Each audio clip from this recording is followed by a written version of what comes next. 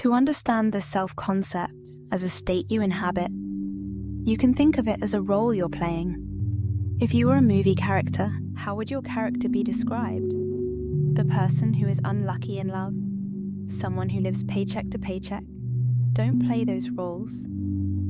As quoted in The Power of Awareness by Neville Goddard, it is only by a change of consciousness, by actually changing your concept of yourself, that you can build more stately mansions.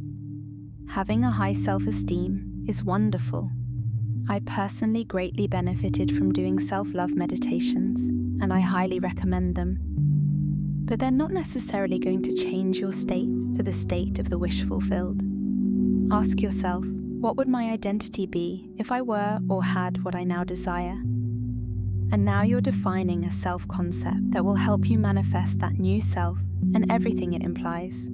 You can be in a great relationship and not have great self-esteem simply because you are in a state of being coupled. Notice when Neville instructed people on how to manifest a marriage partner, or when he relates stories of people who did that. They don't focus on their self-esteem at all, rather, their self-concept becomes married person. And he tells them to imagine something which indicates they're married, such as wearing a wedding ring on the finger, or sharing a bed with someone. Joseph Murphy often recommended prayers, which give thanks for being with someone amazing. This is to move you into the state of being with someone amazing. Yes, you've heard that there's no one to change but self, and you've probably been told to focus on being, not the desired thing itself. That's true. But obviously, our sense of self is partly how we relate to others. When you're in a great relationship, your sense of self is happily taken person. You're being that person internally. And from that viewpoint is how you see everything. Ask yourself how you're behaving and who you are being. Your awareness has to be in your desired reality.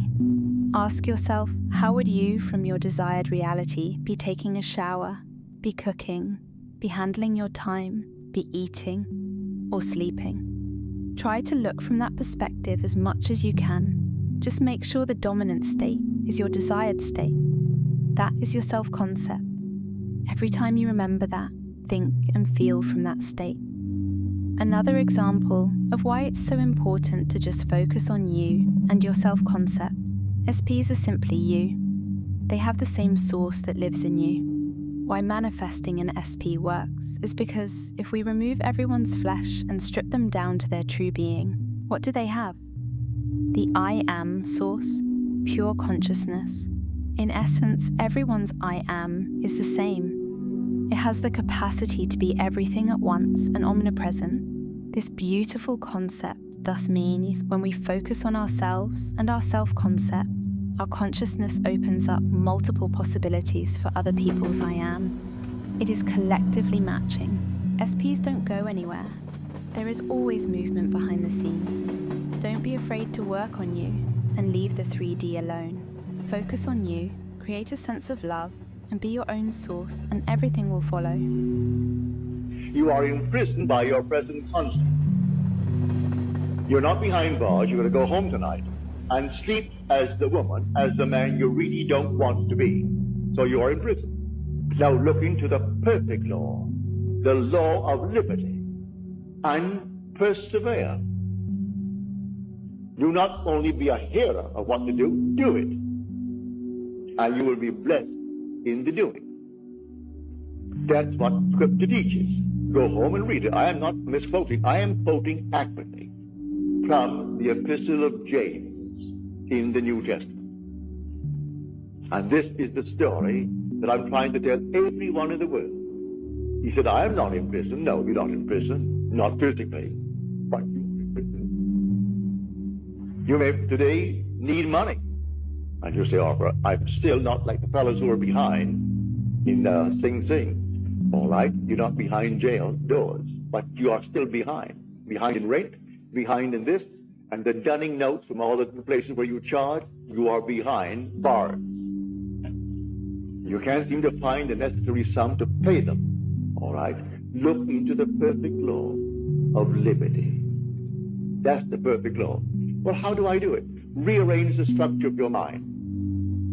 The demagnetized piece of steel does not differ in substance from the magnetized, only the arrangement of its molecules. And then one lifts up enormous weights when it's completely one-pointed. All these molecules face one direction. It's a powerhouse. The other is scattered.